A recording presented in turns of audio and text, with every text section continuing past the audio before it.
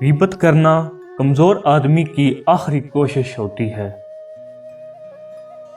جو شخص اللہ سے مدد چاہتا ہے اللہ اس کی مدد ضرور فرماتا ہے۔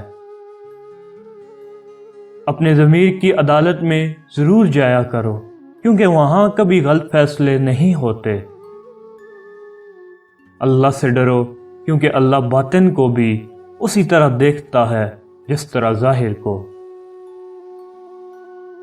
کسی انسان کی محبت پانا چاہتے ہو تو اس کو بتا دو کیونکہ زندگی موقع کم اور دھوکہ زیادہ دیتی ہے۔ جو شخص اپنی قدر نہیں جانتا وہ دوسروں کی قدر کیا جانے گا؟ جس انسان کی جان نکل جائے تو وہ زندہ نہیں رہتا، اور جس انسان سے احساس نکل جائے تو پھر وہ انسان ہی نہیں رہتا۔ اپنے جسم کو ضرورت سے زیادہ مت سنوارو، اسے مٹی میں مل جانا ہے۔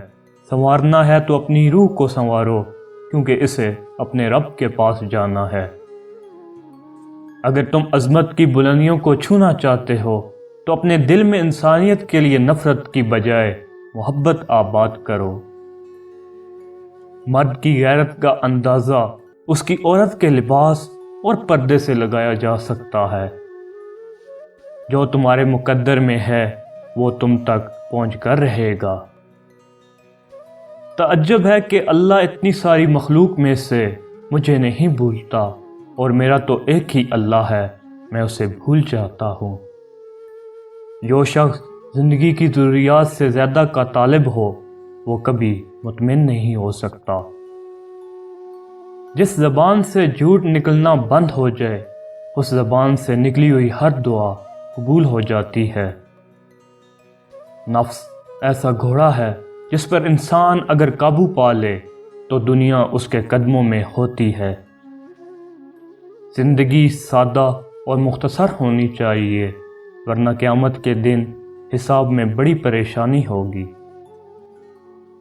عورت کی خوبی دو باتوں میں ہے، اس کو کوئی نامحرم نہ دیکھے اور وہ کسی نامحرم کو نہ دیکھے۔ کسی دوسرے کے گرنے پر خوش مت ہو، کیا معلوم کل تیرے ساتھ کیا ہوگا۔ غرور کو دل میں داخل نہ کرنا ورنہ سارا کیا دھرا مٹی میں بدل جائے گا۔ موت وہ تیر ہے جو اپنے ہدف پر لگنے کے لیے کمان سے نکل پڑا ہے۔